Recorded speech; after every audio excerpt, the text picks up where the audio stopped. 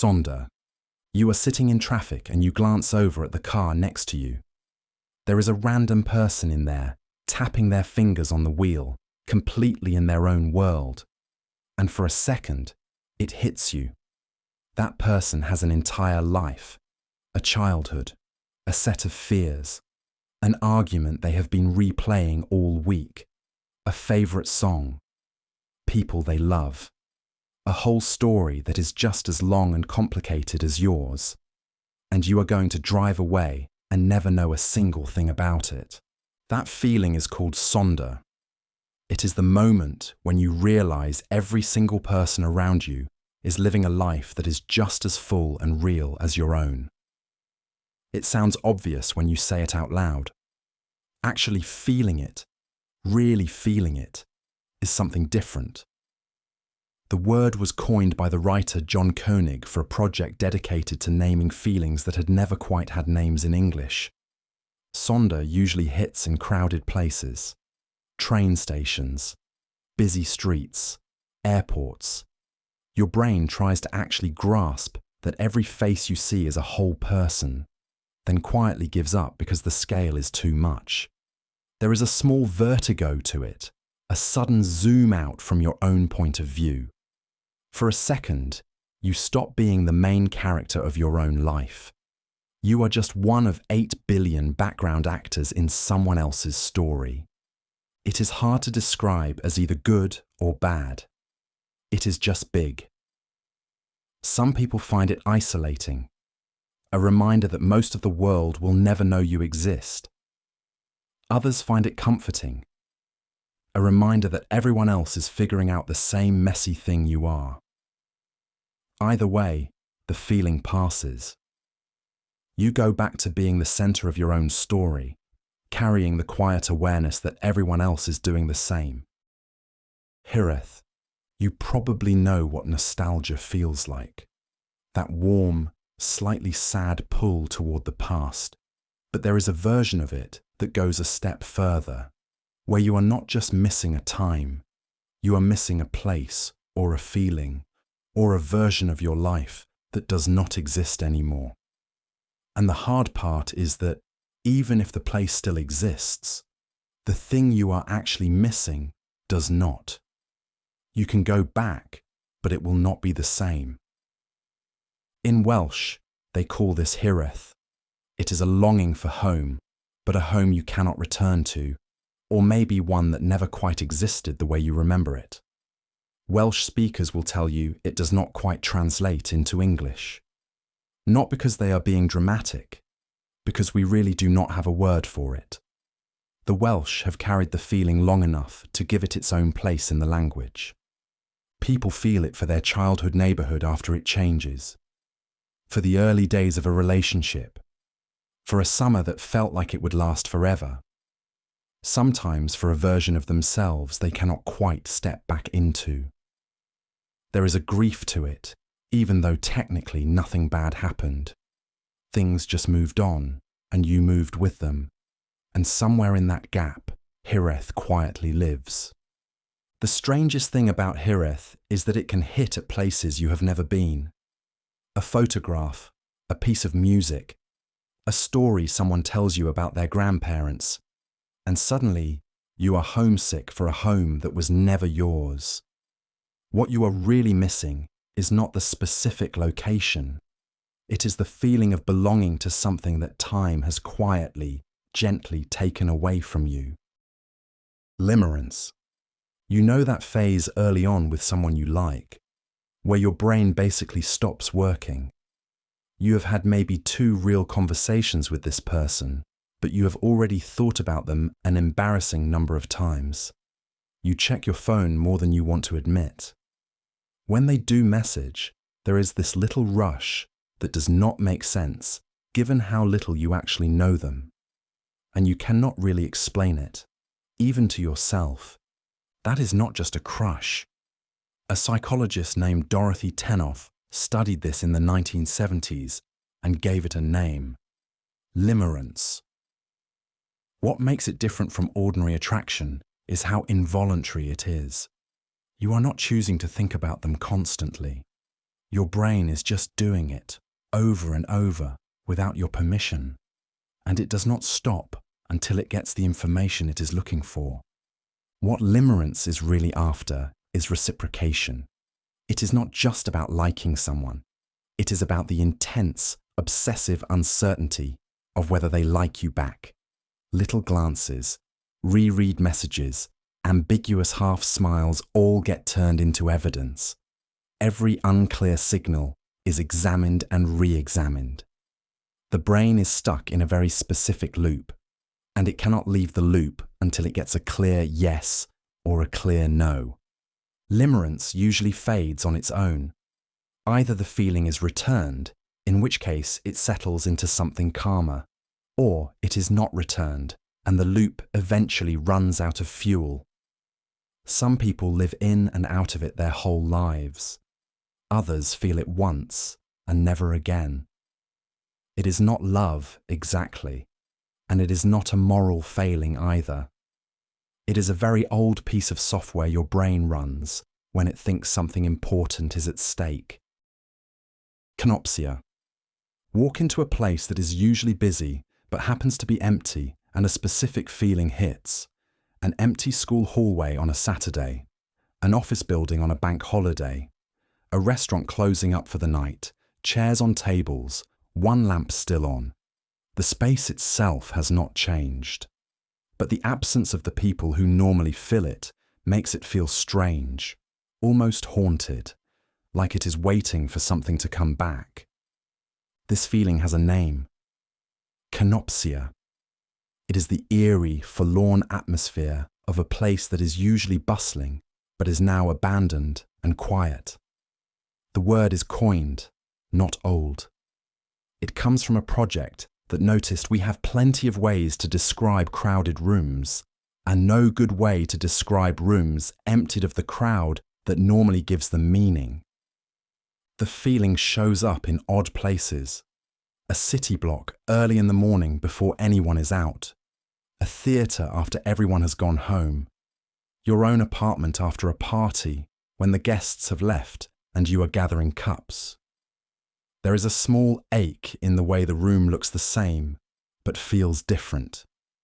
Whatever the space was for is over, at least for now.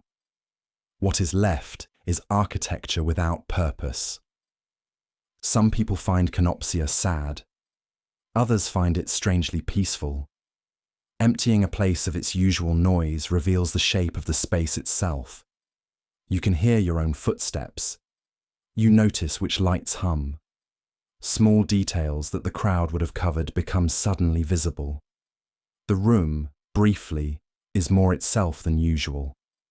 Then the doors open the next morning, and the space fills up, and the shape of it hides behind people again. Chrysalism.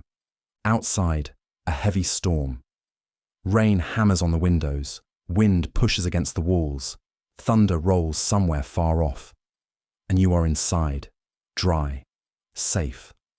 Under a blanket maybe, or curled up in a chair with something warm. There is a specific kind of peace to this moment. The storm outside makes the inside feel more like a cocoon. The louder the weather, the safer the room seems to become. There is a coined word for this: Chrysalism, the amniotic tranquility of being indoors during a thunderstorm. The word borrows from chrysalis, the protective casing a caterpillar spins around itself before it becomes a butterfly. Being inside during a storm feels similar. You are held. The outside is hostile and unreachable. The inside is quiet by comparison, and that quiet feels earned. Part of what makes Chrysalism specific is the contrast. Sitting inside on a mild sunny afternoon is pleasant, but it does not feel like this. The safety only becomes visible when there is something to be safe from. The storm creates the frame. Inside becomes inside because outside is being outside so loudly. Your ordinary living room, on any calm night, does not feel like refuge. During a downpour it does. There is a small, animal comfort to it. Some part of you that is much older than you understand still remembers when weather could kill you. Being warm and dry, listening to the rain, hit something that is not your face, is one of the oldest human satisfactions there is. The word is new. The feeling has been there since the first family sheltered under the first cave roof and heard the rain start to fall. Vellichor. You walk into a used bookstore and something quietly shifts inside you. Rows and rows of old paperbacks with softened spines. Handwritten notes tucked between pages. Someone else's name penciled onto the inside cover of a book about birds. Each of these books was once brand new. Each one belonged to a person. Each one travelled through a life you will never know about, and then landed here, waiting for a second life you might give it. The writer John Koenig, in a project dedicated to naming feelings that had never had names, called this Vellichor. The strange wistfulness of used bookstores, which are filled with countless old books you will never have time to read, each of which is itself a piece of someone else's history, a small sealed universe stamped with a date and a place and a person you will never meet in this life. Part of Vellichor is scale. Even in a small used bookstore, you know that you would need 10 lifetimes to read everything on the shelves, and 100 more to properly meet the people who read them first. Every used book is a quiet reminder that most human effort will not be preserved. Some kind soul just kept this one on the shelf for a while longer, in case someone like you walked in. There is a warmth to Vellichor, not just melancholy. The old paper smells specific. The margins hold notes from other minds. You are standing inside a soft record of readers who came before you, most of them long gone. Buying a book from a store like this feels less like a purchase and more like taking on a small responsibility. You become the next chapter of that particular object's history. The story continues, quietly, through you. Monachopsis. There are moments when you look around, at a party, in a meeting, at a family gathering, and something quiet is off. You are here.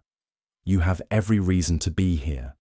Nobody is treating you badly, and yet you have the low, persistent sense that you do not quite fit the shape of this room. You are wearing your body a little wrong. Your voice sounds slightly off inside your own head, like it belongs to someone else. There is a name for this feeling now. Monachopsis, the subtle but persistent feeling of being out of place, as maladapted to your surroundings as a seal on a beach. Lumbering, clumsy, awkward, and easily distressed by the light. You are technically here, but you are not really a native of the environment your life has placed you in. You keep having to translate yourself into the local dialect. Monachopsis is not the same as loneliness. You can feel it at a table full of people who love you. It is more a low-grade mismatch between you and the shape of the world around you. Something about the tempo of the conversation, the humour, the expectations. You keep almost fitting and never quite fitting. The people around you seem to move like they were designed for this water. You feel like you swam here from somewhere else. The trickiest part of Monachopsis is that it does not point to a place where you would fit. It just makes clear that the current room is not it. Some people spend years chasing the room where the feeling stops. Others learn to hold it lightly, to let it sit next to them at the table. The feeling does not go away. It just becomes something you know how to carry into any room without letting it decide the whole evening for you. Anemoia. You see an old photograph of a city street in the 1950s, or a black and white home movie of a family picnic, or footage from a decade that ended before you were born. And something inside you tightens. You feel a longing for it. Not curiosity, not fascination. Something closer to homesickness. As though you are missing a place you have never been, and a version of yourself that never existed there. Someone finally coined a word for this. Anemoia, nostalgia for a time you never knew. The strange sense of missing a decade whose air you have never breathed, and whose streets your feet have never touched. It is a real feeling, and once you notice it, you find it everywhere. In vintage photographs, in songs from before you were alive, in a particular slant of afternoon light in a movie your parents watched when they were young. Part of Anemoia is a projection. You are not really missing that decade as it actually was. You are missing an idea of it, softened and simplified by distance. Nobody in the photograph knew they were being nostalgic yet. They were just standing there, waiting for the bus, worrying about ordinary things. What you feel is the shape of a world that made sense to somebody once. You want to belong to something that already knew how to be. Anemoia does not really ask to be resolved. There is no ticket you can buy to that time. What it points to is a more general hunger to belong to a coherent moment. Any moment.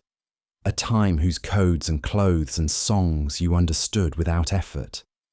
What the old photograph offers is a fantasy of arriving somewhere already fluent. That fantasy is quiet and a little sad. It is also, for a moment, a lovely place to visit. Onism. A map of the world is open in front of you, or a satellite image, or a documentary about somewhere remote, and you feel the size of the planet press in on you. You are one person, in one body, in one place at a time. Most of the world you will never see. Most of the towns you fly over from a plane window you will never walk in. There is a specific ache to this, a gentle claustrophobia against the size of the world. The word for it is Onism, from a project called the Dictionary of Obscure Sorrows. The frustration of being stuck in just one body that inhabits only one place at a time, which is like standing in front of a departures board at an airport, watching gates keep flipping to alternate destinations that are just as real as yours, knowing that you can only pick one. Onism is a very quiet grief for the lives you will never lead. Onism gets louder when your options narrow, when you settle into a career, a city, a relationship. The sense of paths not taken sometimes gets sharper, not softer. You made a good choice, maybe even the right choice, and still the other lives are humming somewhere in the background. Every real yes involves 1,000 quiet no's. Onism is the low ambient noise those no's make when you happen to notice. The trick of Onism is that it treats the imaginary lives as if they were real losses. In truth, most of them never existed as full lives. They existed as possibilities, held briefly in your mind. Living any of them fully would have closed off just as many other paths. Onism is real, but it is also, in a sense, an accounting error. The self that would have lived that other life was never you. It was only a shape your mind briefly sketched. Opia. Someone across the table holds your gaze a moment longer than expected. Something in the room narrows. Their eyes are no longer just eyes. They are two small openings into someone who is looking back at you, someone who is deciding how they feel about you, someone you cannot look away from without it meaning something. Whatever conversation you are having quietly rearranges itself around this exchange between you. The invented word for this is opia, the ambiguous intensity of looking someone in the eye, which can feel simultaneously invasive and vulnerable, like their pupils are two tiny doorways that you can only enter one at a time. Opia is the moment when eye contact stops being a neutral fact and becomes a small, private negotiation between two nervous systems in the same room. The intensity is not romantic on its own. You can feel opia with a stranger at a checkout, a passenger on a train, a child staring at you across a restaurant. Whatever you are doing, holding a real gaze pauses. The other person is no longer a face. They are a witness. They are seeing you seeing them, and you know they know it. And there is nothing to hide behind, not even the ordinary distance of pretending nobody notices anyone. We have thousands of little rules about eye contact, most of them unspoken. How long is polite? When to look down first? Where to look on someone's face when you cannot bear their eyes directly? Opia lives inside those rules. It is the reason we look at foreheads and lips and shoulders instead of pupils, most of the time. Real eye contact, held even a beat too long, opens something quietly enormous between you. That opening is Opia. Liberosis. You are lying in bed running through the same list, the email you did not send, the way that conversation went at work, the plan for next Thursday that you already know you will overplan. Your mind is a small unpaid manager tracking 12 open threads at once, and somewhere under all of it, there is a quiet, exhausted wish. Not to solve any of these things, just to care about them less. This wish now has a name. Liberosis, the desire to care less about things, to no longer feel your heart lurch every time your phone lights up, to hold your job, your relationships, your reputation, your body, all of it, at a slight remove, not to abandon them, just to loosen the grip a little, to let a few things slip, and not become a person you would not recognize. Liberosis is not the same as apathy. Apathy is the absence of caring. Liberosis is caring so much that the caring itself feels heavy, and wishing for a lighter version of it. The wish usually shows up when you are already tired. You do not want a different life. You want the same life, held a little less tightly. A version of you that could shrug in the right places, at the right things. The trouble is that most people who try to actually stop caring find they cannot flip the switch. What they can do, sometimes, is decide which threads to hold and which to let quietly drop. Not every open loop deserves the same weight. Liberosis, treated as advice, is a small permission. Let a few things not matter, not everything. Just enough that when you lie down at night, your chest does not feel like a switchboard with every light on. Rubatosis. It is late and the room is very quiet, and suddenly you notice it. Your own heartbeat. Under your ribs, in your throat, faintly in your ear against the pillow. It has been doing this your entire life without asking. Now that you have noticed it, you cannot unnotice it. And for a moment, you become quietly aware that a small muscle in your chest is the only thing standing between you and not being here at all. This uncomfortable awareness has been named Rubatosis, the unsettling awareness of your own heartbeat, whose thumping is unnervingly conspicuous once you notice it, thudding faintly through your quiet hours, hammering heavily during a moment of fear, running steadily through everything you have ever done, without you ever having to ask it to. The unsettling part of Rubatosis is not the beat itself, it is what it reveals, that your continued existence is running on an automatic process you do not control. If your heart stopped right now, you would find out about it in the same helpless way you would find out about anything else your body does without you. You are, in a very literal sense, being kept alive by something you did not consciously start and cannot consciously guarantee. Most of the time, Rubatosis passes quickly. You roll onto your other side. You start thinking about tomorrow. The heartbeat retreats back into the background where it belongs. That is a kind of mercy. If your brain forced you to notice your heart every second, life would be unlivable. It is only in unusual quiet or unusual fear that the beat gets loud enough to really hear. What it whispers, without meaning to, is the same thing every time. You are here. For now. Adronitis. It is a second or third date, or a fourth conversation with someone you already suspect could be important. Everything is going well.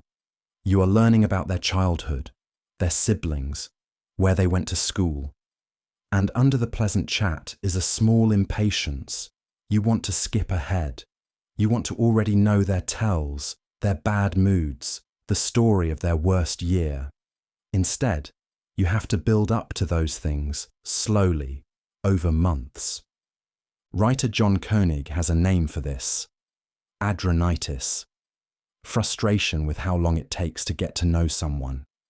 Spending the first few weeks chatting in their psychological entryway, with each subsequent conversation like stepping into a different anteroom, each a little closer to the center of the house. And meanwhile, a whole real person is waiting on the other side of many polite doors, mostly unreachable to you for now. Adronitis is not really impatience with the other person. It is impatience with the process. There is no shortcut to earning the deeper parts of someone. They arrive on their own schedule, in small stages of trust, usually after they have watched you handle the shallow parts well. You cannot skip to the good conversations. You have to have all the small ones first, so that the big ones have somewhere safe to land later. The strange consolation of Adronitis is that the other person almost certainly feels it too. They also want to already know you. They also feel the slow approach as a slight ache. What you are both actually feeling is a hunger for closeness that biology gives us for a reason. The slow pace protects you both. Later, once you know each other well, you will look back on this doorstep phase and be quietly grateful that it happened at all. Zenosyne.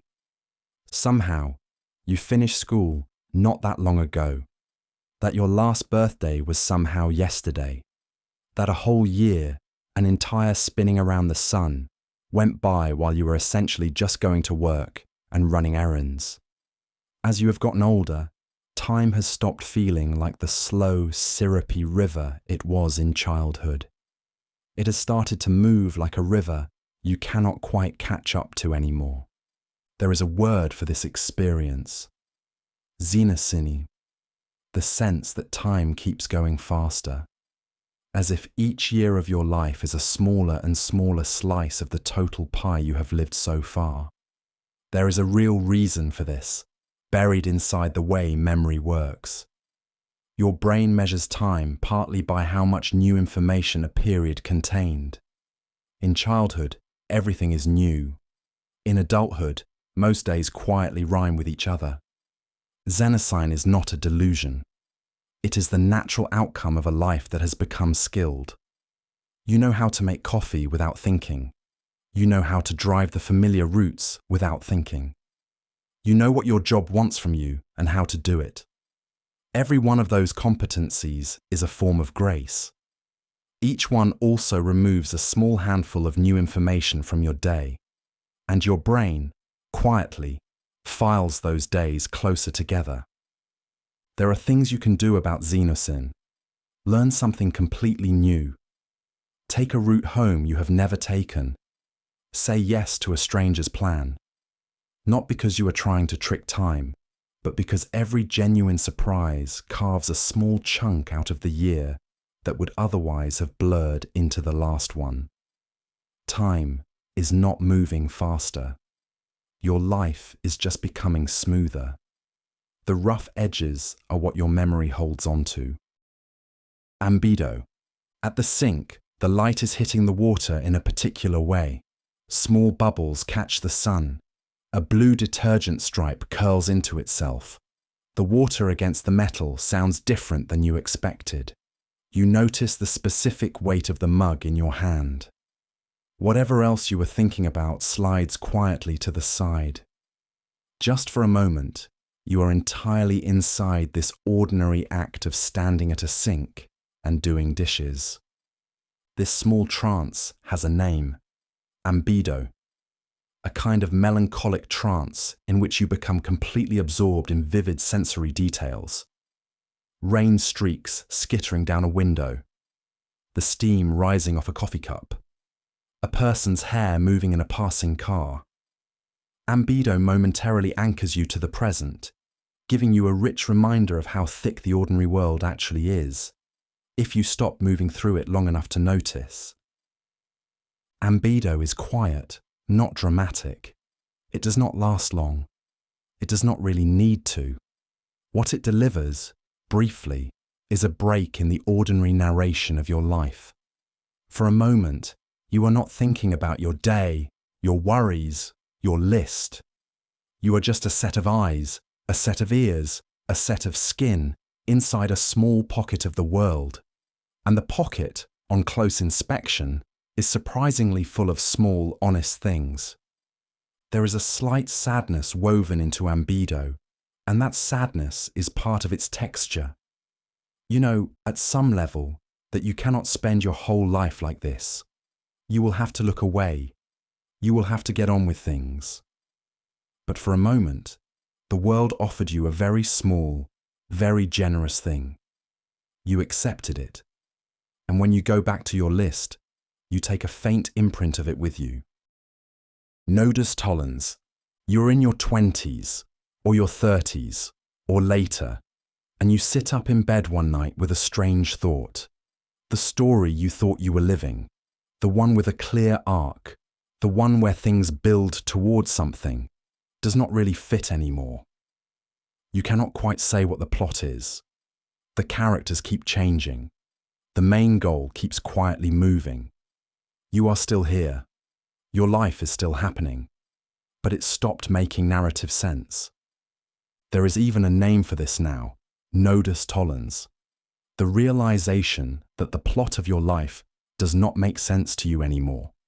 That though you are still stuck reading it, you can no longer figure out what is happening or what genre it belongs to. It is not a crisis exactly. It is a quiet loss of the storyline you used to be able to summarize about yourself in a single sentence. Nodus Tollens usually comes after a big change, a breakup, a career turn, a move, a death. The old shape, whatever it was, ended, and the new shape has not fully arrived. In between, life is just a series of days. You do them. You sleep. You do them again. It is not that things are going badly. It is that they are not going in a direction you can name yet, out loud. The comfort of Nodus Tollens is that it eventually ends. A new plotline gradually forms out of your ordinary days. Later, looking back, this in-between stretch will look like a chapter of its own. You just could not see the chapter title while you were inside it. Right now, you are drafting the middle of something you will only be able to understand later, from a place you cannot yet imagine. Keep writing. Ellipsism, the news is on, or an article about some breakthrough, or someone tells you about a young child whose life is just starting, and something small pinches. You are not going to be here for the ending. You will not know what happens with the trend, the technology, the country, the kid. You will die somewhere in the middle of history. And history, indifferent, will keep going without you, in ways you cannot follow anymore.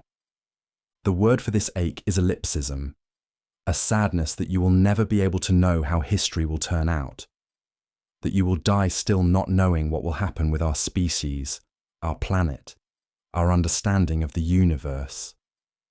Ellipsism is the low ache of realizing that the story is longer than your subscription. You will only ever be able to read a slice. Ellipsism is stronger when you love something. Watching a young child grow, cheering for a favorite team, following a scientific field. The more invested you are in something ongoing, the more you feel the wall of your own lifespan on the far side of it. You will get your slice. You will not get the ending. Whatever you were rooting for will continue to unfold long after you have stopped being able to check on it. There is a strange kindness inside ellipsism, if you look carefully. Any generation that has ever cared about the future has felt this same closed door. Great scientists have died mid-experiment. Grandparents have died before meeting their grandchildren. Every human being who has ever taken life seriously has faced this same fact. You are not being denied something special. You are joining a very long line of people who lived their part of the story, then handed it forward. Kuebiko, another shooting, another war, another disaster caused by ordinary human cruelty, sliding across the screen or arriving in a message from a friend. And you do not cry, you do not shout. Something inside you just quietly powers down. You have already felt this feeling too many times this month. Whatever moral energy you had for it has for now run out. This state has been given a name, Kuebiko, a state of exhaustion inspired by acts of senseless violence, which forces you to revise your image of what can happen in this world. Kuebiko is what happens when the moral horror machine inside you cannot fully engage anymore, not because you have stopped caring, because you have been asked to care too often, too fast, for too long. Kuebiko is often mistaken for numbness or callousness. It is neither. Callousness is not caring. Kuebiko is caring beyond the capacity you were given. Your nervous system has certain limits, and news feeds do not respect those limits at all. What looks from the outside like indifference is often, inside, a kind of quiet defense. A pause. A brief unavailability while the emotional tank slowly refills itself. The trap of Kuebiko is when it gets confused with hopelessness. It is not the same. Hopelessness says nothing can change. Kuebiko just says, you personally have not got the resources right now. The difference matters. One is a claim about the world. The other is a claim about your energy in this hour. Rest is not surrender. Some of the most durable good is done by people who learned how to close the news feed for a while, without closing their heart. Anecdoche. The dinner is loud. The conversation should be lively, and is. 3 people are talking. 4 are almost talking. Someone is nodding without hearing. Someone else is drafting their next sentence with their mouth slightly open. Points are being made. Jokes are landing on nobody in particular. Everyone is technically included, and nobody is really being heard. And somehow, at the end, you all leave feeling like you had a great time. A recent coined word for this is Anecdoche, a conversation in which everyone is talking and nobody is listening. The words are just verbal keystrokes typed into a communal document nobody will bother reading. Anecdoche is not really an insult to the people in the conversation. It is a description of what happens when a room is a little too crowded, a little too excited, and a little too polite to admit that nobody is quite tracking anyone else. The strange thing about Anecdoche is that it can be enjoyable. Nobody has to defend a point deeply. Nobody has to prove they were listening. Everyone gets to unload their bit, feel briefly acknowledged, and move on. It works as social lubricant. It works as a form of belonging. It does not, however, work as connection. If anyone actually said something important inside an Anecdoche, the group would probably move past it in about 10 seconds. The cost of Anecdoche is that you can spend an entire evening surrounded by people you love without any of them really meeting you. You feel warm, but strangely still lonely. The way out is not to lecture everyone.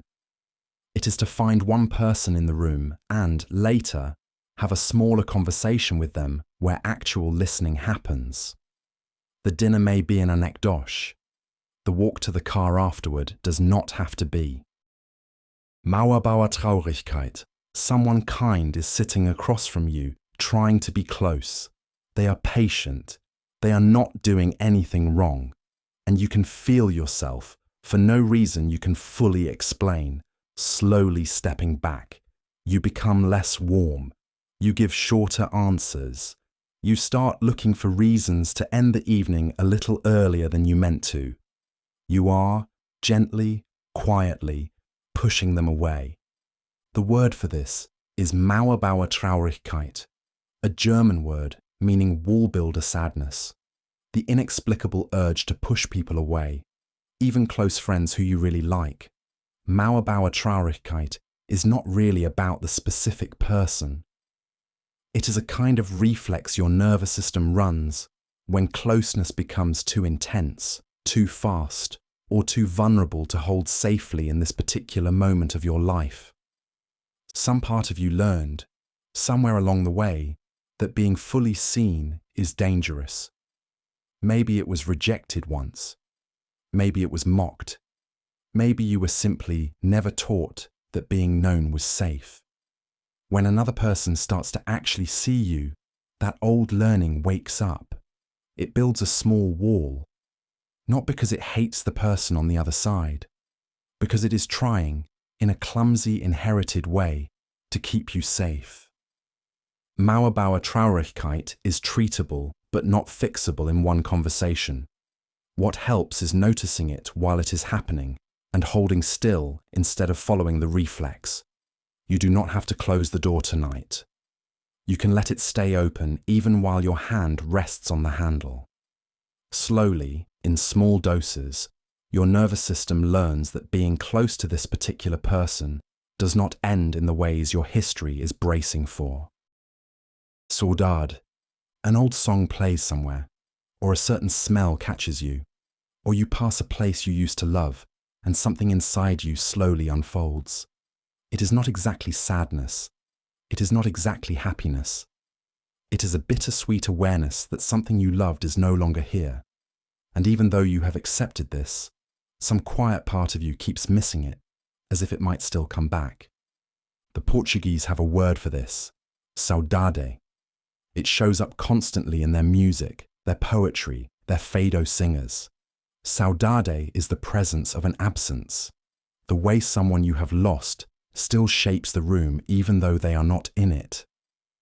The way a life you no longer live still leaves a faint outline in the life you do. Portuguese speakers, like Welsh speakers with Hiraeth, will tell you it does not fully translate. It carries too much history to fit in another word. Saudade is not just for people. It works for places, for periods of your life, for versions of yourself you can no longer be. A house you moved out of, a city you visited once, a friendship that ended kindly, a summer that meant something you cannot fully explain now. Saudade sits with all of them at once, without needing to sort them into good or bad, over or open, worth it or not. There is a strange dignity in saudade. It does not ask you to move on. It does not ask you to be over anything. It only asks you to admit that what you have loved has left a mark, and that the mark is part of who you are now. You carry it into your ordinary day. It weighs a little, and sometimes it also warms you. It is proof that you were once open enough to love something enough to miss it now. Wabi-Sabi. An old ceramic bowl sits on a shelf, mended with a visible line of gold, or a wooden floor that has been worn smooth by decades of feet, or the face of someone you love, older now, softer around the eyes, and something in you does not want it any newer or smoother than it is. The wear is not a flaw. It is the reason you are looking. This particular thing has been through time, and it shows. Japanese aesthetics has a name for this, Wabi-Sabi, a worldview that finds beauty in imperfection, impermanence, and incompleteness. Wabi-Sabi does not chase the shiny and the new. It looks for the marks left by use, weather, and honest years. In a tea bowl, it is the crack. In a garden, it is the fallen leaf that was allowed to stay. In a person, it is the quiet evidence that they have lived a life and not tried to hide it. The reason Wabi-Sabi feels different from ordinary tolerance for wear is that it is not resignation. It is not making peace with a defect. It is genuinely seeing the wear as part of the beauty, sometimes even the source of it. A machine-made bowl with a perfect glaze cannot be Wabi-Sabi. Only something that carries the traces of its journey can be. Perfection would ruin it. The marks are the point.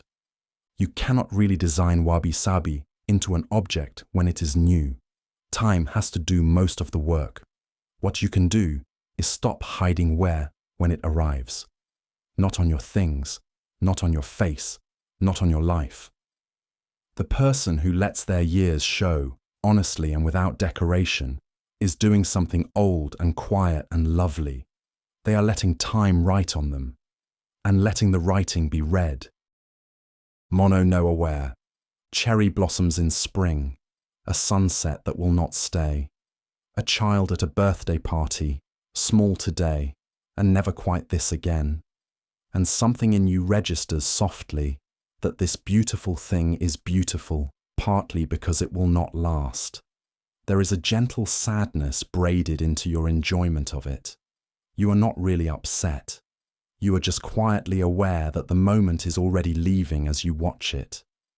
Japanese has a phrase for this: mono no aware. Roughly, the pathos of things.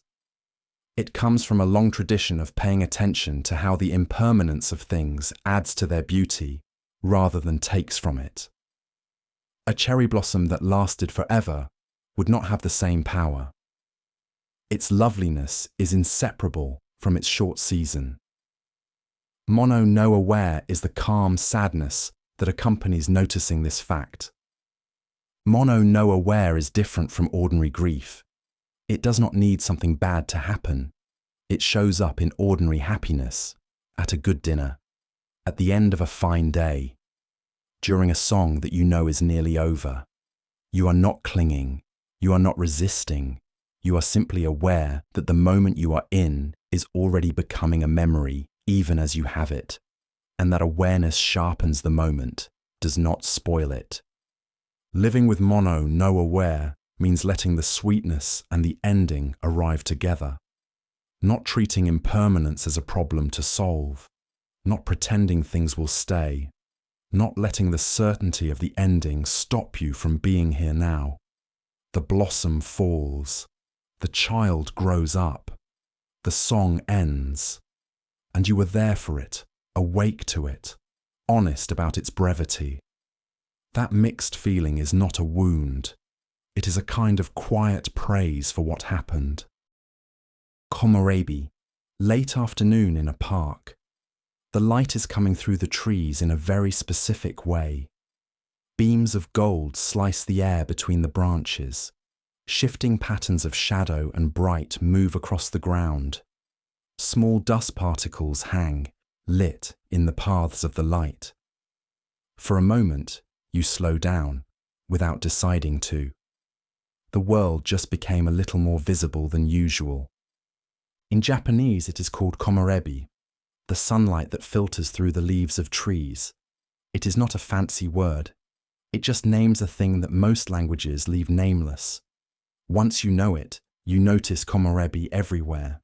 In old forests, in city parks, in the small tree outside your window on a sunny morning. It is one of the most ordinary and most reliably beautiful things the world offers, free, every clear day.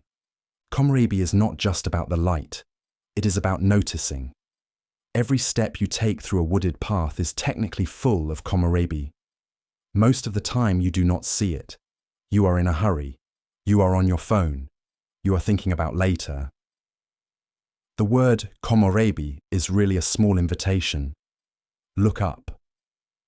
There is a whole silent light show going on above your head, and it does not need anything from you except a little attention. There is a quiet mental health inside a habit of noticing Komorebi. It does not fix anything. It does not solve your problems. It just reminds you that beauty of a very old, very cheap kind is available every day, if you are willing to slow down for it. The trees are doing this whether you look or not. The generous thing about Komorebi is that whenever you look, it is already there, waiting for you. Yūgen, it is a very clear night, in a place where the sky is truly dark. Look up. The number of stars is not a number, it is a texture. And under the texture is depth. Some of those points of light are close, some are unimaginably far. Behind them is more that you cannot see, and a small vertigo sets in. You are inside something enormous and unfinishable. You feel, for a moment, the shape of your own smallness. The name for this in old Japanese aesthetics is Yūgen, a profound, mysterious sense of the beauty of the universe, and the sad beauty of human suffering inside it. Yūgen is not just wonder, it is wonder paired with a low, gentle awareness that most of what is happening is beyond understanding. You are given, briefly, a glimpse of the enormity behind ordinary life. And then, the glimpse closes. Yūgen shows up in more than starlight, in fog moving slowly across a mountain, in the last long note of a piece of music, holding until it fades, in a moment during a long walk when the landscape opens and you feel something wordless below your thoughts. Yūgen does not require the exotic. It requires the sense that behind the visible thing there is something larger, something you can suggest but never quite hold in your hands. The gift of Yūgen is that it does not need to be resolved. You do not have to figure the universe out. You do not have to translate the feeling into a doctrine. You are allowed to stand for a moment, silent, at the edge of what you can understand. Then you go back to the small tasks of your life, but you carry the memory of standing there, and every so often, an ordinary thing catches you, and Yūgen returns. Fern Wei. At your desk on a completely ordinary Wednesday, a strange restlessness rises. Somewhere in the world right now, someone is walking through a market in a city whose name you do not even know. Someone is watching a coast you have never seen. You are, technically, fine. Nothing is wrong with your life. And still, some persistent part of you wants to be somewhere else. Almost anywhere else, honestly. The Germans have a word for this, Fernweh. Literally, far sickness. Homesickness for a place you have never been. It is the opposite of the older word Heimweh, homesickness for home. Fernweh is a pull outward instead of a pull inward. It gets triggered by aeroplane sounds overhead, by other people's travel photos, by a small mention of a country you have never visited. Something inside you tugs toward the horizon. Fernweh is not always about the specific place. It is often about who you would be if you were there. A version of yourself that walks slower, or eats differently, or wakes up in a room whose ceiling you have never seen. Travel promises that new self. Sometimes it delivers. Often you get to the far place and find that you have brought most of yourself with you. Fernweh is honest about the ache without promising that geography can fully solve it. There is a small useful lesson buried inside Fernweh. Not all wanting is a plan. Some of it is signal. If a certain kind of place keeps calling you, that call is worth listening to, even if you cannot follow it right away. You can also feed a smaller version of Fernweh close to home. A neighbourhood you have never walked. A cafe you have never entered. The pull is not always to a country. Sometimes it is to any door you have not yet opened. Voldeinsamkeit. You have walked far enough into a forest that you can no longer hear traffic. The trees close over you. The light changes. Your footsteps sound different against damp earth. There are no people. There is no phone signal. And something inside you, which had been low humming with modern noise all day, quietly starts to unclench. You are alone. And oddly, less alone than you were an hour ago on a busy street. In German, this specific solitude has a name: Waldeinsamkeit, literally, forest loneliness. But the feeling is warmer than the translation. It is the specific solitude of being alone in the woods, in a way that feels held rather than abandoned. The forest is not empty. Birds, wind in leaves, small movements you can hear but not see. You are alone with the world, instead of alone away from people, which is a very different thing. Waldeinsamkeit is one of the older words on this list. German Romantic writers of the 1800s obsessed over it.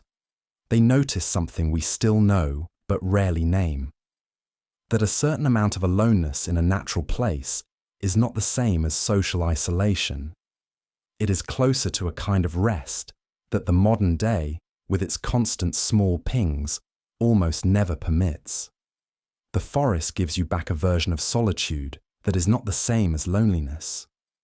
You do not need a great forest to touch Waldeinsamkeit.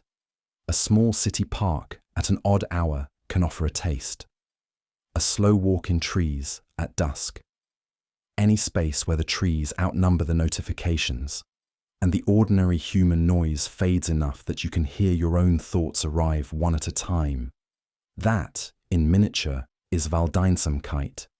It is a solitude that the modern world has mostly forgotten how to make room for. Torschluss panic. You wake up one morning and notice, as if for the first time, how many things you have not yet done, not in a curious way, in a scared way. The window for a certain kind of life feels narrower than it did last year. There is a career you meant to try, a city you meant to move to, a relationship you meant to actually mean, and the calendar seems, all at once, to have stopped being infinite. German has a name for the panic itself: Torschluss panic, literally gate-closing panic. It refers originally to a medieval fear of finding the town gates closed at nightfall, locking you out for the night. In modern use, it describes the mounting anxiety, at any age, that important doors of your life are quietly starting to close. Certain careers, certain kinds of family, certain physical adventures, certain versions of yourself you meant to try. Torschluss panic shows up hardest around midlife, but it can hit at any age. People in their 20s get it about the graduate school they did not enter. People in their 60s get it about the second act they are still waiting to start. What triggers it is not really a fixed deadline.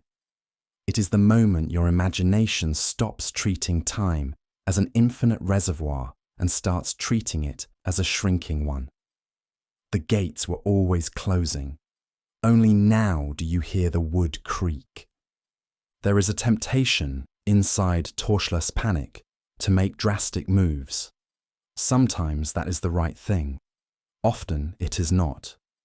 What the panic actually needs is a calmer conversation with yourself about which gates matter most and which were never really yours. Not every closing door is a loss. Some of them were never going to be your path. But the ones that were, the real ones, deserve to be walked through before they lock.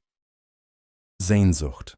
Sometimes a feeling comes over you, usually late at night or during long journeys, or when you hear a piece of music that opens something up. A deep, wordless longing. Not for anything you can point at. Not for a person. Not for a thing you could go buy.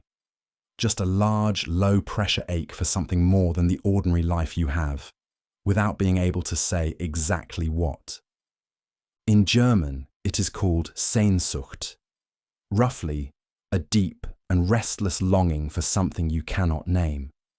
It has a long tradition inside German philosophy and poetry. It is the ache you feel when you sense that reality, as currently arranged, is not quite enough, without having any clear idea of what enough would look like. Sehnsucht is bigger than any specific hunger. It is the shape of a hunger without a menu. Different people fit different objects into their Sehnsucht. Some pour it into religion, some into art, some into travel, some into relationships they hope will finally be the answer.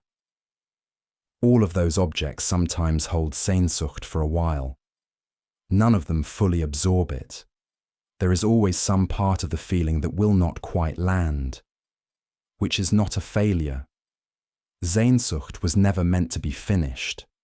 It is meant to point somewhere. The pointing part matters. Sehnsucht is often a compass, not a wound. It tells you where your soul is oriented, even when it cannot tell you the address. Following it does not necessarily solve it. It just keeps you facing the right direction.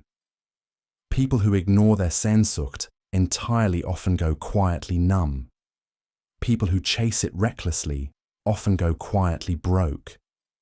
People who honor it while continuing to live an ordinary life tend to become deeply themselves. Iktsuarpok. Someone is coming over. They said they would be here soon. You keep finding small reasons to walk to the window, or to open the door and glance down the street, or to check your phone for a message that is not there. You are not really doing anything else.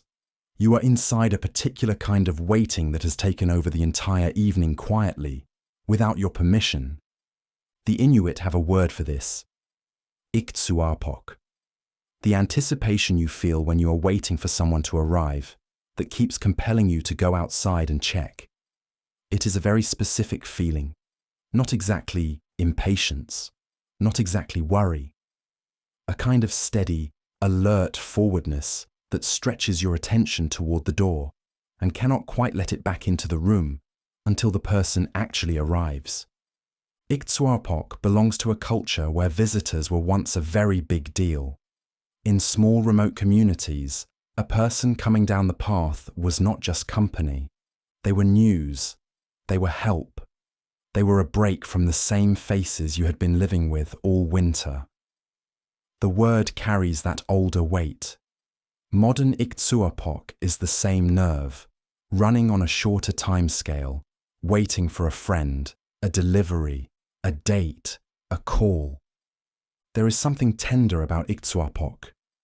It is the small pain of caring that someone is coming. If you did not care, you would not check. The window becomes a small shrine to the fact that a specific person's arrival matters to you. Even a slightly late friend can cause this. Even a cab you called. The feeling is old, older than clocks. When the door finally opens, the small relief that runs through you is proof that Iktsuarpok was doing its old good work. Toska. Russians describe a specific feeling better than anyone else. A dull, low, spiritual ache. It is not depression exactly. It is not grief exactly. It has no specific object. It just sits inside you. Some evenings. A great sorrow you cannot pin to anything that actually happened. You look around your life and it is fine. Underneath, there is this vast, quiet, wordless sadness, as if the soul had a weather all its own. The Russian word for this is Toska. Vladimir Nabokov, who spent his life between languages, said no single English word can properly translate it. He called it a sensation of great spiritual anguish, often without any specific cause. In its lightest form, a dull ache. In its heavier form, a pang of longing for something you cannot name. Toska has room for despair, ennui, and nostalgia all at once, without belonging entirely to any of them. The interesting thing about Toska is that it does not need a problem. You can be well fed, safe, employed, and loved, and still have an evening of Toska descend on you, which used to embarrass people who felt it. Now, with more honest language about feelings, we can name it as a state your soul sometimes visits, not as evidence that you are secretly ungrateful. Toska has been around forever. It shows up regardless of your circumstances. There is not much you can do about active Toska except let it move through. Trying to argue it away with a list of things you should be happy about generally makes it heavier. What helps is small, quiet company. A phone call to someone who does not need to fix you. A walk. Music that does not pretend the world is easy. Tosca does not want to be defeated. It wants to be witnessed. Then, on its own schedule, it lifts. Ya Aberni. There is a very specific feeling that shows up sometimes with people you love. Not romantic love only, also family. Also, sometimes, a deep friendship. You look at them, at the small detail of who they are and how they walk through their day, and something in you registers, very quietly, that you would rather be the one to go first. You do not want to be the person who has to live in a world without them in it. Arabic has a word for this feeling, Ya Aberni. Roughly translated, you bury me. It is a wish that the person you love outlives you, so that you never have to face the world without them. It sounds dark. It is not. It is one of the most tender feelings a person can have. It says, quietly, that this specific human is so essential to your version of reality that you would rather not experience the version without them. Ya Aberni is different from ordinary love in that it is not really about you at all. It is about your willingness to bear the pain of loss so that the other person does not have to. There is a strange generosity in it. Most people who love long enough eventually feel it, at least once. A parent watching a young child sleep. A partner watching their person cook without noticing. A very old friend listening to the other one laugh across a room. You cannot promise Ya Aberni. Life does not take requests. What you can do is let the feeling teach you something about how much this particular person matters. Ya Aberni is proof, in a private feeling, that you have let someone become genuinely important to you. And that is not a small thing. Whatever the order of endings turns out to be, having loved a person enough to feel Ya Aberni is already a life well spent. Sisu. Sometimes you enter a specific mode when you are supposed to be finished. Your body is done. Your mind is done. Every ordinary reason to keep going has run out. And instead of stopping, something quieter and older takes over. You keep going. Not with drama, not with speeches, just with a low, patient continuation. As if some other part of you has decided that finishing this is not optional, no matter how tired the tired parts get. The Finns have a word for this, sisu. It roughly means grit, but the translation loses a lot. Sisu is a kind of extraordinary determination that shows up specifically in the face of overwhelming odds, when ordinary willpower has already been spent. It is deep inside Finnish national mythology, tied to the way small groups of people survived very cold winters against impossible pressures. The feeling belongs to anyone who has ever kept going when they had every excuse to stop. Sisu is not the same as ordinary discipline.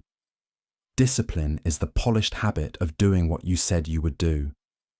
Sisu is the underlayer that comes out when discipline itself has broken. It shows up in the middle of long labour, long grief, long illness, long study. It is what makes the last mile possible. It is not loud. Real sisu does not brag. It is often almost silent and only visible in the fact that the person did not, in the end, quit. The nice thing about sisu is that you often do not know you have it until you need it. People who have never been tested cannot really know if it is inside them. People who have been tested and kept going discover that they had access to a kind of stamina they did not previously believe they had. Sisu is not really given at birth. It is uncovered under pressure. Once uncovered, it becomes something you carry, quietly, into every future difficulty. Déjà vu. Walking into a room, having a conversation, looking at a specific street corner. Suddenly a very strange sensation lands on you. You have been here before, not in the ordinary sense, in a spooky specific sense. You feel that this exact moment has already happened. The lighting, the words, the angle, and you know rationally that it cannot be true. For a second, it feels as certain as anything you know. The French have a name for it. Déjà vu, meaning already seen. It has been studied for over 100 years, and researchers still argue about what causes it. The current best guess is that your brain briefly misfires in the process that tells the difference between a real memory and a new experience. For a moment, the new incoming scene gets tagged as memory, so it feels remembered. You are not really remembering. You are experiencing a filing error in real time. The reason déjà vu feels so strange is that it comes with a false certainty. Your brain does not just say, "This looks familiar," it says, "This is remembered," and it says it in the same tone it uses for memories you are sure of. That tone is what makes the experience uncanny. If it merely said familiar, you would shrug. Because it says remembered, some part of you starts wondering whether you have somehow already lived through this moment. Déjà vu is usually harmless. It appears in most healthy people at least occasionally. It is more common when you are tired, stressed, or slightly off. In rare cases, it can be a symptom of a specific kind of seizure, worth knowing, but rarely relevant. For most people, it is a strange gift the brain offers now and then.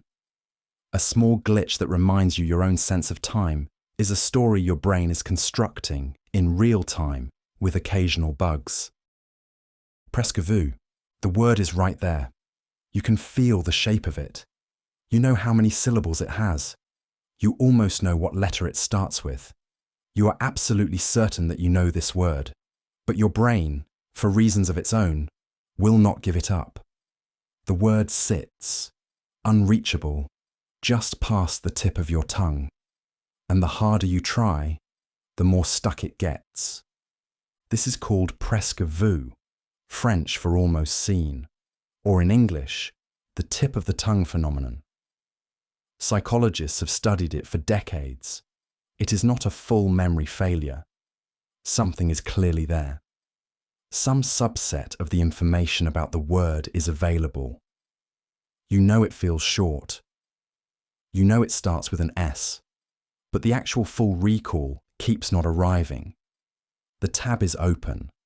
The content is missing. Presque Vu is uncomfortable, partly because of the almost. If you had no idea, you would just admit you did not know. Because you almost know, you cannot let go. The feeling has a shape. You keep circling the empty space where the word should be, poking at it. The poking often makes it worse. Trying too hard is one of the most reliable ways to keep the word hidden. Distraction is almost always what finally releases it. There is a curious thing about Presque Vu. Once the word finally does surface, an hour later or the next morning, you often cannot understand why it was ever hard. It is such an obvious word. It was there all along. What that reveals is how the brain retrieves information, not through a clean lookup, through a messy web of associations, any of which can briefly refuse to fire. Presque Vu is a small window onto how much of your ordinary fluency is quietly held together by luck. Jamais Vu. A word you have read 1,000 times sits on the page. A face you have known for years is right in front of you. Or you stand inside a house you grew up in. And for a moment, none of it feels familiar. The word looks like nonsense. The face looks slightly wrong. The house feels like you walked into it for the first time and someone else's family lives there. Your usual sense of recognition just briefly took the day off. It is called Jamais Vu, French for never seen. It is the opposite of déjà vu. Instead of the new feeling familiar, the familiar feels new. Or worse, alien. It usually lasts only seconds. It can be triggered by staring at something too long, by extreme tiredness, or by nothing in particular. Underneath, it points to the same fact that déjà vu does. Your sense of familiarity is not attached to the object. It is a signal your brain adds. Jamais vu can be induced deliberately. Say your own name out loud, over and over, for a full minute. At some point, the syllables begin to sound strange. You start to hear them as noises rather than as a name. That is a mild version of the same slip.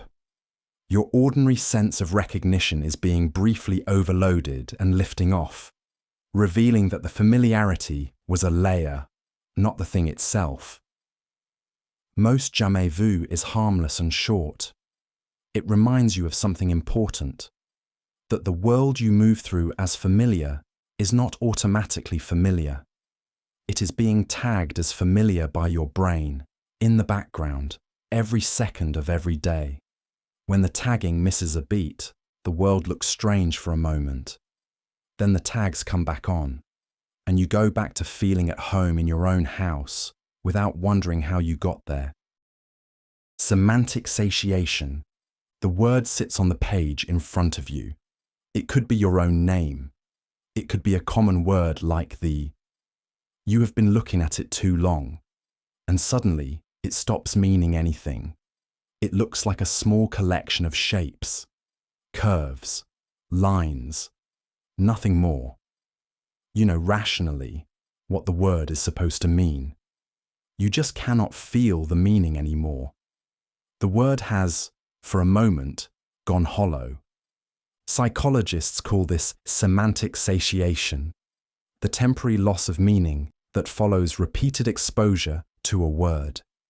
It was studied first in the middle of the 20th century, but people have noticed it for as long as they have had writing.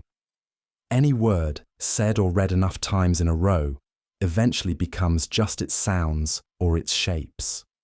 The meaning temporarily slides off. It comes back. But for a moment, it is gone.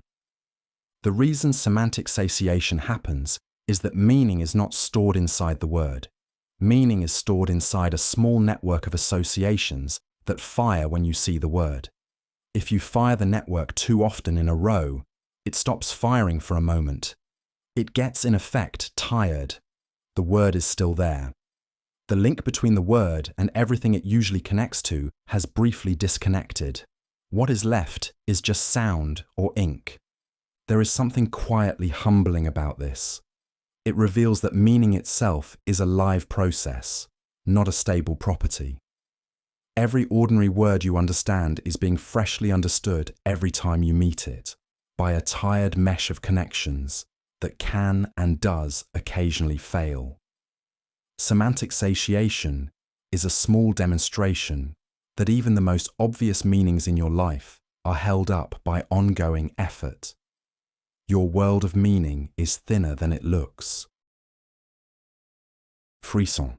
The song plays and something specific happens.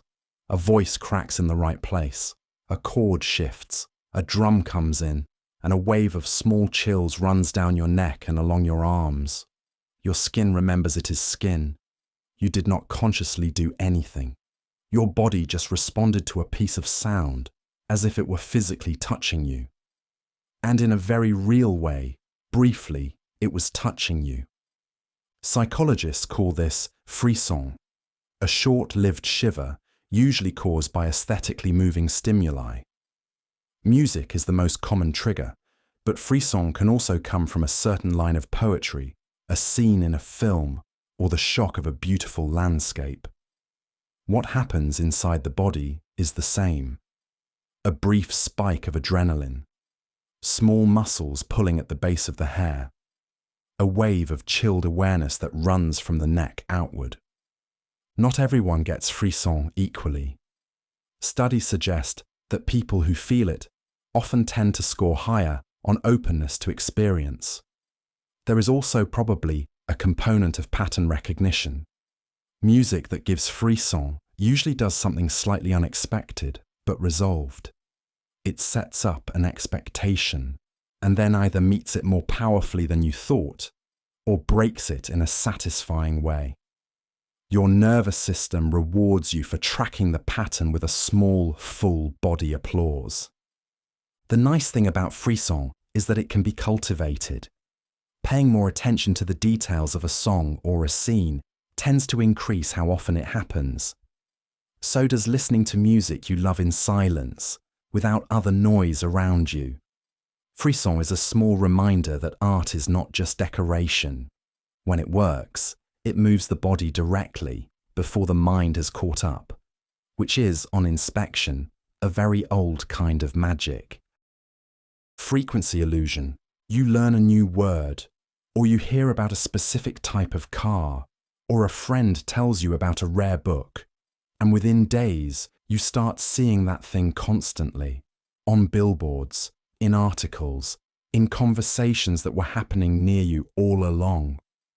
The word, the car, the book seems to have exploded in frequency. It cannot be a coincidence. You are half convinced the universe is trying to tell you something specific.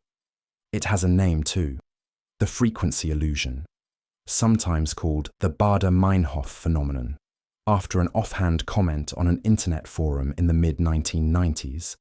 The reason it feels so specific is that your brain, once it has learned to notice something, starts noticing it everywhere. The thing was already there at the ordinary background rate. You just could not see it because you did not have a filter tuned to it yet. The frequency illusion has two parts. First, selective attention. Your brain now flags this new thing as important, so any mention of it stands out from the noise. Second, confirmation bias. Once you have the idea that this thing keeps appearing, you weight the times it does more heavily than the times it does not. Both mechanisms together produce a strong feeling that the world has quietly rearranged itself around your new interest. It is important to know about the frequency illusion because it makes coincidences feel meaningful when they are mostly statistical. Just because a thing keeps showing up in your week does not mean it is a sign. It might mean your brain has recently gained a new filter. That does not make the interest less real. It just means your evidence is not necessarily as strong as it feels. Real signs still exist. Most of what feels like one is just a new filter. Zeigarnik Effect. Trying to fall asleep, your mind keeps returning to the email you did not send, or the errand you did not run, or the small conversation you meant to finish and did not. None of these things are important enough to be nagging you at this hour, and yet they will not let go. You already know exactly what you need to do about them. That does not stop the loop from running. Psychologists call this the Zeigarnik Effect, after the researcher Bloomer Zeigarnik, who noticed in the 1920s that waiters remembered unpaid orders in great detail, then forgot them completely once the bill was settled. The brain, she showed, holds onto unfinished tasks with much more energy than finished ones. Anything you started but did not close hangs in a special sticky memory bank, quietly demanding to be revisited until it is done. The Zeigarnik Effect is useful and cruel at the same time. Useful because it means you will not simply drop half-done work from mind. Cruel because your brain does not care whether the loop is closable tonight or not. It will nag you about a task at 3 in the morning that can only be done at 9. It does not sort the loops by whether nagging is helpful. It just keeps them warm and available. There are things you can do about the effect without ignoring it. Writing an unfinished task down often reduces its grip. Your brain treats the writing as a partial commitment and lets go of some of the memory pressure. Making a concrete plan, even a vague one, has the same effect. What the loop wants most of all is to feel taken care of. Give it that small assurance, and it will usually, for the moment, quiet down. Doorway effect. You get up from the couch with a very clear purpose in mind. You are going to the kitchen to get scissors, or to the bedroom for your charger. You walk across the room, step through a doorway, and stop. You are standing in the destination, and you cannot remember what you came for. The thought is gone, not slightly obscured, gone. And you have to walk back, often only remembering once you have. Psychologists call this the doorway effect, or more formally, event boundary segmentation. Studies show that walking through a doorway actually reliably increases forgetting. It is not just tiredness, it is not just distraction. The doorway itself is doing something. Your brain treats crossing between rooms as the end of one small mental episode and the start of another. Some contents of the earlier episode get quietly flushed as you cross the threshold. The reason for this is that your brain runs on events, not on continuous time. You do not remember your life as a video. You remember it in chunks, marked off by places, tasks, and moods. A doorway is one of many event boundaries your brain uses to file experience. When you cross one, the current episode ends. Some of the working memory tied to it, like small intentions, gets left behind on the other side of the door. The doorway effect is a great small reminder that your memory is a construction, not a recording. What you can hold in mind is a small workbench of active items, and every time the workbench gets tipped by a new event, something risks falling off. Nothing is wrong with you for forgetting.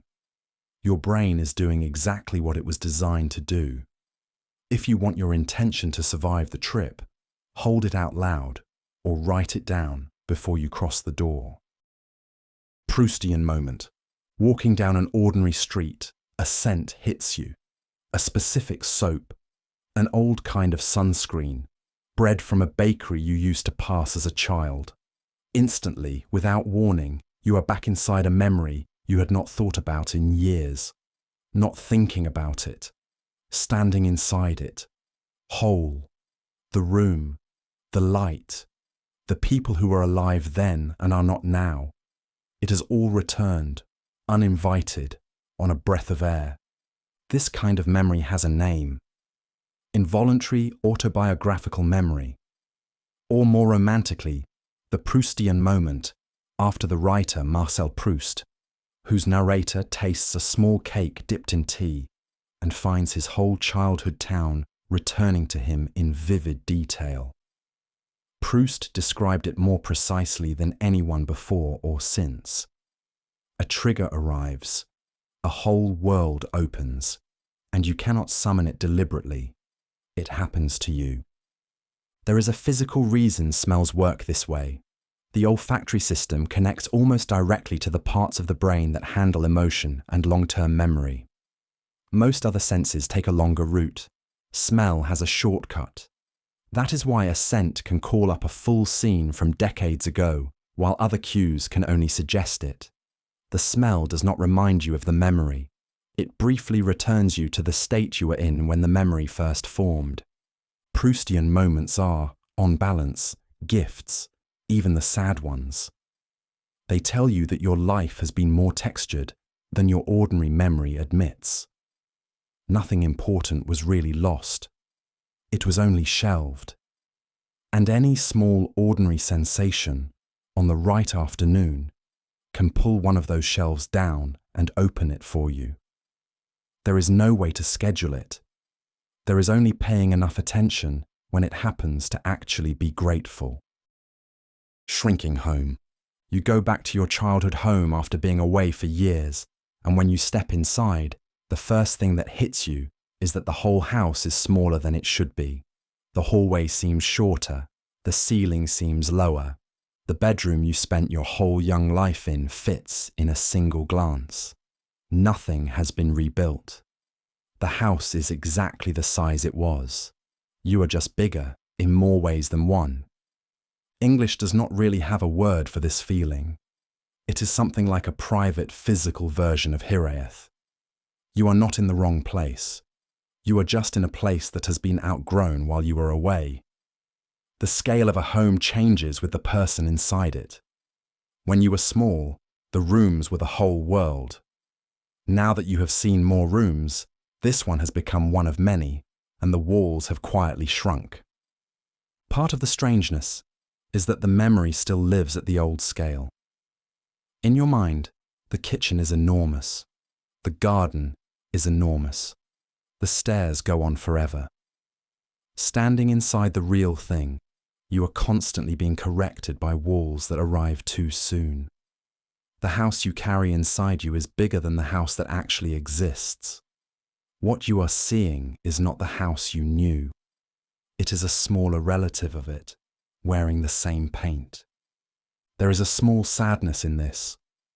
There is also, if you look for it, a small pride. Outgrowing a house is proof that you have grown. The world you inhabit now is wider than the one you started with. The old house has done its work. It gave you a base to grow from. When you visit it and find it small, that smallness is a sign of how far you have travelled, in every direction that counts. Becoming your parent, washing dishes, telling your child to be careful, making a specific face in the mirror, and something suddenly cuts through your day. You just did an exact impression of one of your parents, not on purpose. The gesture, the phrase, the tone came out of you like it belonged to you. And you realise, quietly, that in some literal sense, it does now. You have grown into a small piece of the person who raised you. Nobody has named this specific version of self-recognition. It is a mix of tenderness, self-recognition, and low-grade alarm.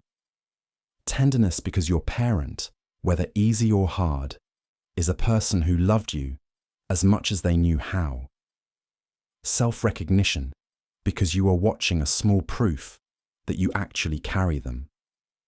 Low-grade alarm because if you have absorbed the good gestures, you have almost certainly absorbed the harder ones too, in ways you have not noticed yet. There is a strong scientific base to this. Children absorb their parents' behaviours through years of daily exposure. Your nervous system was shaped in a house that had a specific temperature, a specific rhythm, a specific way of responding to stress. Even if you consciously rejected that house later, some of its shape lives in your body. You cannot fully evict it. You can only meet it, name it, and quietly decide which parts to keep. The moment of catching yourself becoming your parent is not a defeat. It is information. It is a chance to see, in daylight, one of the inherited pieces that was running quietly in the background. Some of what you inherited was gold and worth keeping. Some of it was old and worth releasing. You cannot make that decision unless you can see the piece clearly. Every small mirror moment is another chance to choose consciously, one gesture at a time. Own recorded voice. You hear a recording of yourself, a voicemail, a video someone took, a message you sent, and it sounds wrong. That is not the voice you have inside your head. That person sounds nasal. That person sounds young or old or too flat or too eager. Some part of you actively resists that the sound is yours. You know it is. You still cannot quite make it fit inside the picture you had. There is a physical reason for this. When you speak, you hear your voice partly through the air outside your head and partly through vibrations in the bones of your skull. The bone conduction adds lower frequencies that recordings do not capture. So the voice inside your head is deeper and richer than the voice anyone else actually hears. When you finally hear yourself as others do, you are hearing a thinner version of the sound you have lived with your whole life. The mismatch is not just acoustic. Voice carries identity. You have built a mental picture of yourself over decades, and part of that picture is the sound of your own inner voice. a recording arrives with a slightly different signature and forces a small correction. That is not really about vanity. It is about calibrating your image of who you are, from the outside, in a way you almost never have to do otherwise. Most people, if they sit with recordings of themselves long enough, get used to the sound and stop cringing. The gap does not fully close, but it narrows. What you are actually learning to do is see yourself as others see you, without shrinking from the picture. That, on inspection, is one of the more useful skills a person can quietly practice in life. The world hears the recorded voice, not the inner one. The kinder version of you is the one who has accepted that. After goodbye, you have just said goodbye to someone, maybe on a doorstep, maybe at the end of a dinner. You have both said it warmly. You have both turned, and in the very first second after turning, there is a strange little gap. You are still slightly inside the conversation, but you are also already alone. The night looks different than it did a minute ago. Something has shifted, and you are the only person who felt it happen. The 2-second gap does not really have a name. It is the low turbulence at the very edge of every ending. Even ordinary goodbyes have it. It is not sadness exactly. It is the small hollow that appears when the shape of a shared conversation is replaced by the shape of your own quiet. You notice briefly how much energy the other person's presence had been contributing to your evening without you knowing it. The 2-second gap gets bigger the more you cared about the person. After an important goodbye, it can last a whole walk home. Your body is still calibrated to being with them. Your rhythm, your pace, your listening posture. Nothing has switched off yet. It takes a little while for you to sink back into your solo mode. During that stretch, the world seems, for no particular reason, a little too quiet. The nice thing about noticing this gap is that it tells you the goodbye actually meant something. If it had not, there would be no gap. You would walk away and immediately resume your own life without any turbulence. When you feel the small hollow after saying goodbye, you are being shown quietly that the presence of that specific person had a real weight. Their absence, even for one evening, is felt. That is a private kind of praise. Old sent messages. Scrolling through an old thread, you accidentally see a message you sent years ago, and for a moment, you do not entirely recognize the person who wrote it. That was you. It has your name on it, but the tone is a little unfamiliar. The concerns are foreign. Whoever wrote that message thought different things were important than you do now, and you are quietly a little embarrassed for them. You will not find a single word for this in any dictionary. It is a specific version of the general fact that the person you were is not the person you are. Most of the time, that fact is invisible because you were slowly becoming the current you and did not notice each daily step. Old messages are proof in your own handwriting that you actually changed. The person who typed those words no longer fully exists. You inherited their account. Sometimes the past self on the screen is embarrassing, too eager, too dramatic, too invested in something that turned out not to matter. Sometimes the past self is actually clearer than the current one, more direct, less bruised. Either way, you cannot quite argue with the messages. They are on the record. Whatever mix of pride and cringe you feel is honest evidence of the distance you have covered since typing them into a phone. The kindest thing you can do with old messages is to treat that past self with a little grace. They did not know what you know now. They were making it up in real time. If you are honest, the current you is also making it up in real time and will look just as odd 5 years from now. The person you were had a right to their view. The person you will also be right in ways you cannot yet see. After the party, Everyone has left. The music is off. Cups are still on the table. The chairs are pushed at slightly wrong angles. The air still holds a faint trace of whatever perfume was on someone's coat. And you are alone in a room that was, an hour ago, loud and full and lit up. Something in the space has quietly deflated. The party is over, but the room has not yet caught up to that fact. This one is a close cousin to Kenopsia, the eerie feeling of an empty version of a normally full place. But this one is warmer. The people were just here. You know exactly who was standing where. You can almost still hear the specific laughs. What you are alone with is not quite an empty room. It is a room in the process of forgetting the party you just had inside it. There is a strange consolation to this stretch. Cleaning up after guests is one of the small, quiet privileges of being a host. The evening is done. You do not have to be on anymore. Every cup you gather is a small piece of the night being folded up, and every gesture holds a little memory. This is where they told that story. This is where the good moment happened. This is where the argument was gently deflected before it began. By the time the room is fully tidy, the party is fully done. What is left is your ordinary living space, waiting to be lived in tomorrow. A small, quiet gratitude often shows up right at that point. Even parties that were not perfect gave you something. Someone showed up. Someone stayed late. Someone told you a thing that mattered. The empty room, for a second, is the receipt for all of it.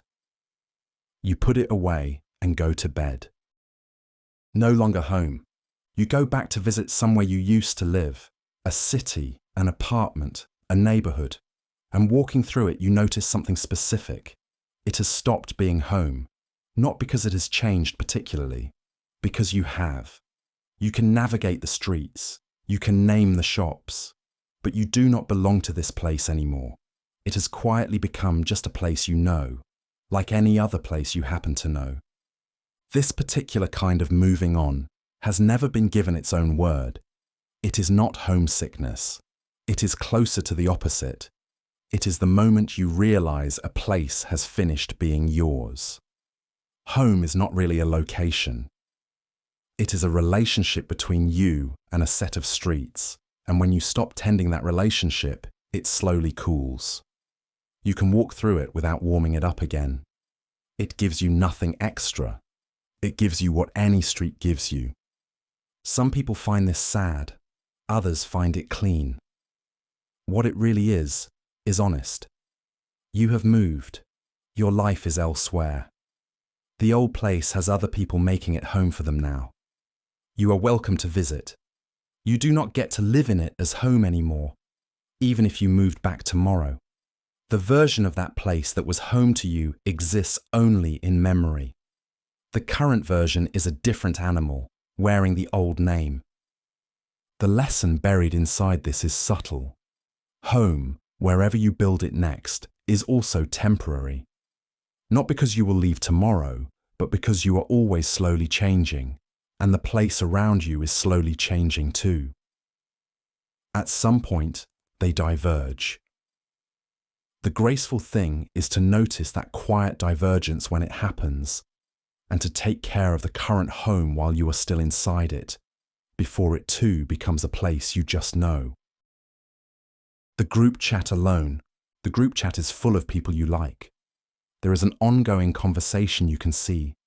Jokes are being made, plans are being discussed, and you are technically part of it. Your name is in the participant list, and yet, tonight, watching the messages scroll by, you feel a very quiet loneliness. You are inside the room, and no one is talking to you specifically. You are being addressed at, not with. The feeling is one of the newer forms of loneliness, being visibly included in a social circle while not actually meeting anyone inside it. Group chats, in particular, tend to run in a shared middle voice that talks to everyone and no one. You get every message, and none of them are for you. You can respond. Your response, too, will land in the middle voice and be received by no one in particular. The specific ache is different from being excluded. If you had not been in the group chat, you would not feel this. What hurts, in a low way, is being present without being met. There is no rejection.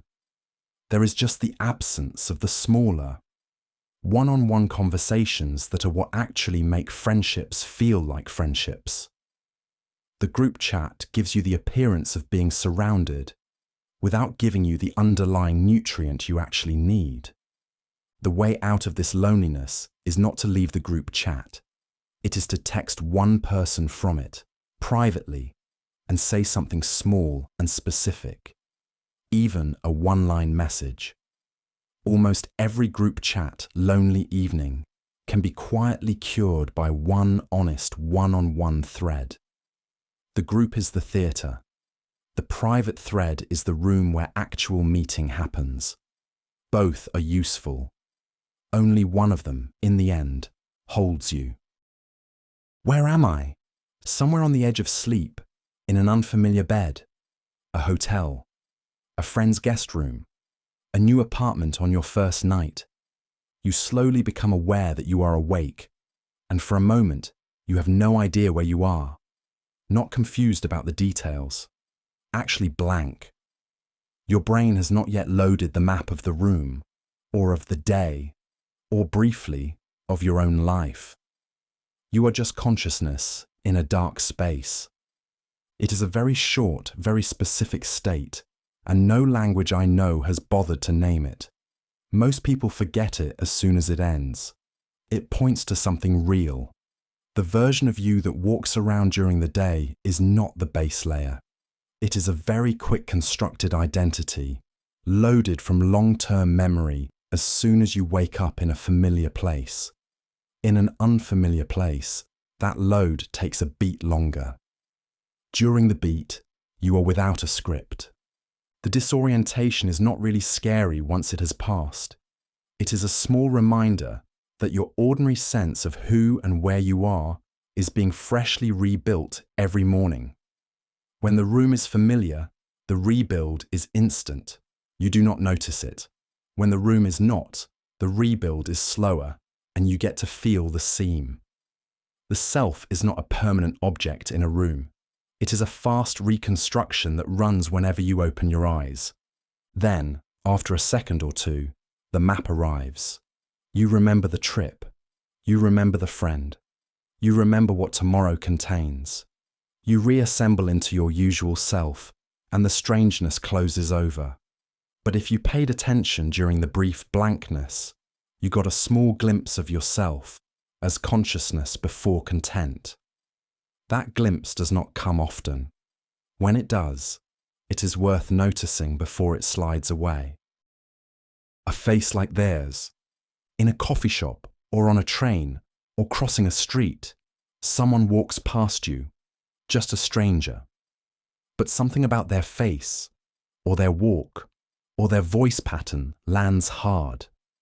They look like someone you have lost, a friend who died, a grandparent, an old love who is no longer in your life. For a second, before you fully register that it is not them, some part of you leans toward the stranger as if it might be. It is a very specific kind of small grief, and English has not given it a name. Not a fresh grief, a quiet, well-practiced one, still capable of surprising you at random on ordinary afternoons. The person you lost is gone. Their face, quietly, has become sensitive material. Any stranger who happens to share even a little of it can briefly wake up the whole shape of the loss. There is a small kindness inside this feeling. It tells you that you have not forgotten.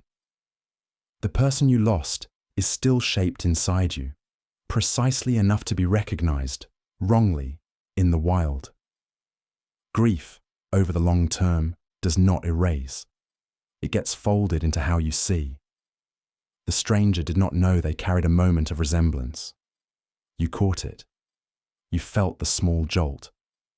They walked past, blameless, and kept going with their own day.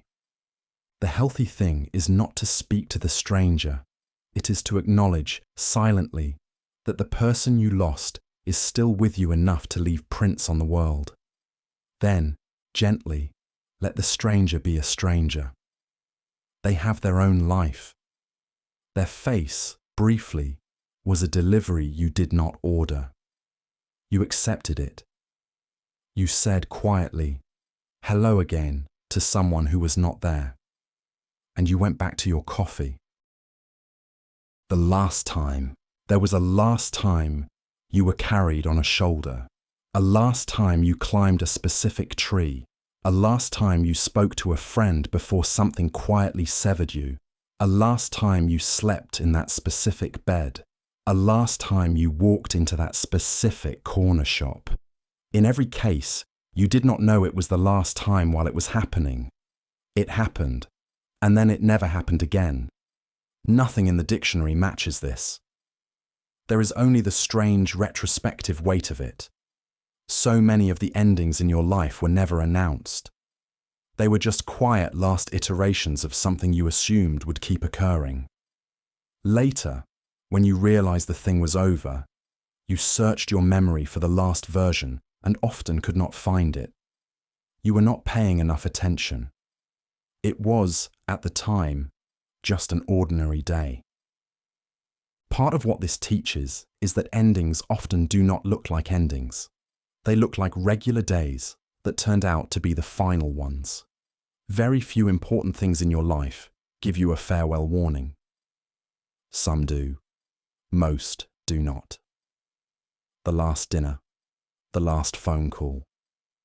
The last time you told a family member you loved them without knowing. All of them, at the time, were just ordinary Tuesdays. You cannot solve this by trying to treat every ordinary day as if it might be your last version of something. That path leads to exhaustion.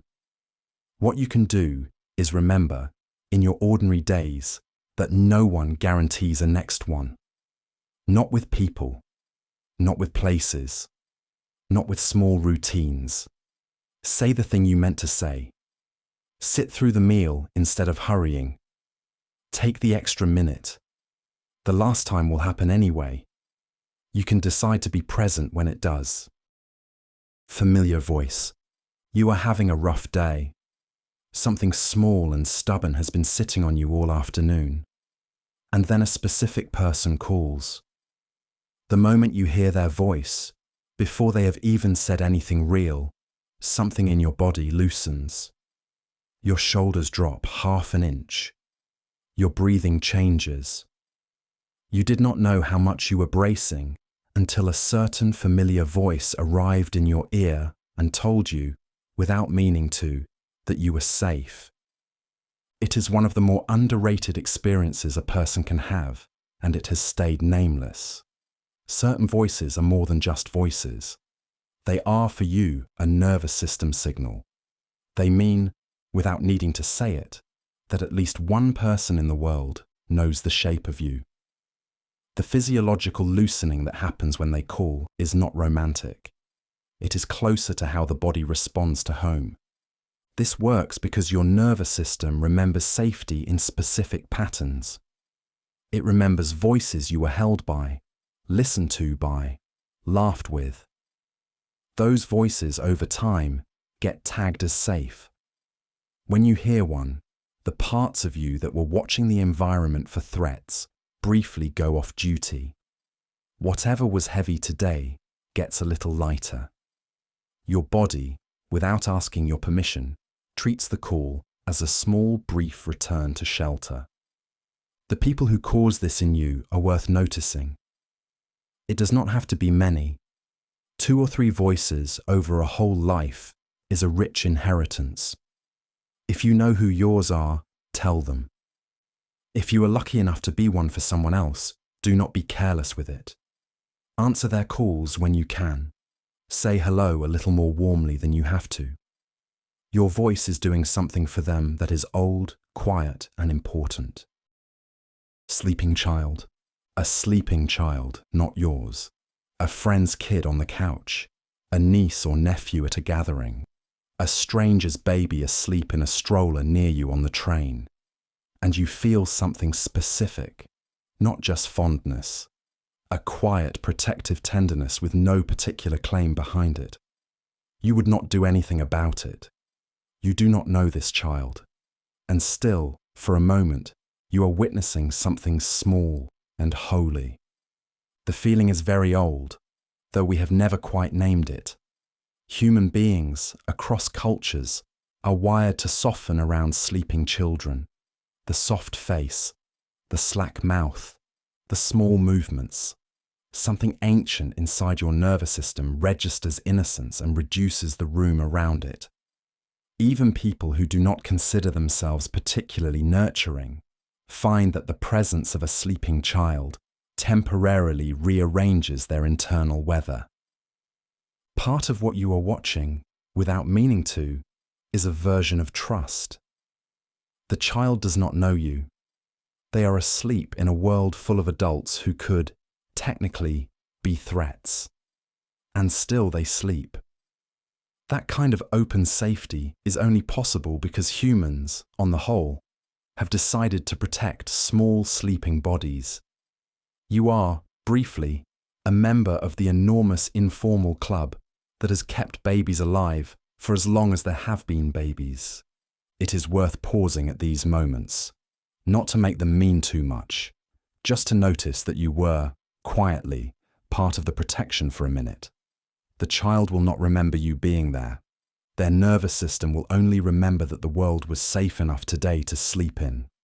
That anonymous, unattributed safety is part of what a decent society is. Every one of us contributes to it, just by being the kind of adult in whose presence a small stranger can sleep. Call of the void. Standing on a high balcony, or on a bridge, or on a cliff path. And a strange thought lands, uninvited. What if I just jumped? Not a real intention, not a plan, just a fleeting, absurd image that shows up like a small ghost. You are not in danger. You are not planning anything. Your mind just, for a second, showed you the option of doing the exact wrong thing, then moved on. The French have a name for this. L'appel du vide, the call of the void. It shows up in high places, next to fast trains, at the edge of open water. Sometimes it shows up in gentler ways. The urge to drop your phone into the sea, to throw your keys into the storm drain, to say the wrong thing in the middle of a serious moment. A small mischief in the mind that unnerves you precisely because it did not ask permission first. Researchers who have studied this call it the high place phenomenon. It appears to be genuinely common. Most people experience it at least occasionally. What matters is that having the thought is not the same as wanting to act on it. The current best theory is that the fleeting image is your safety system, briefly imagining the worst outcome so it can quickly reject it. The thought is a reflex, not a wish, not a plan. Understanding this helps. When the call of the void arrives, you do not need to interpret it as a sign of anything hidden. It is just your brain running a fast, dark simulation and then filing it away. Notice it. Step back from the railing if you like. Do not build a scary story around the thought itself. The people who love you are not in danger from you. You are only being reminded, quietly, that you are the one holding the leash. The rerun. Someday, when you are tired down to the bone, you put on a show you have already watched 10 times. Not because you want to be surprised, because you do not. You already know how every scene ends. You already know the jokes. You already know which character is about to walk in. And that certainty is exactly the point. Nothing tonight will ambush you, not even the television screen in front of you. English does not really have a word for the peculiar comfort of the rerun, but it is a specific feeling. It is not the same as watching something new. New shows demand attention. They ask you to track. They ask you to guess. A rerun asks nothing. You can look up. You can look away. The show will still be there, still doing the thing you love it for. It is the closest a piece of media comes to being furniture. There is a mental health reason for this. When the world has taken too much from you, novelty feels like more work. Familiar content is a rest. Your nervous system already knows the rhythm. It does not have to build new expectations or reconcile new information. Every laugh, every beat, every small emotional payoff lands in a groove your brain already has ready for it. Watching becomes a form of quiet, controlled companionship. There is no shame in this. There is no reason to feel unadventurous for reaching for the same show again. Not every evening needs to be a discovery. Some evenings need to be a soft chair. A rerun, on the right night, is not laziness. It is a small, honest act of self-care. You are handing yourself something warm and known, and letting the rest of your week wait quietly outside the room for an hour.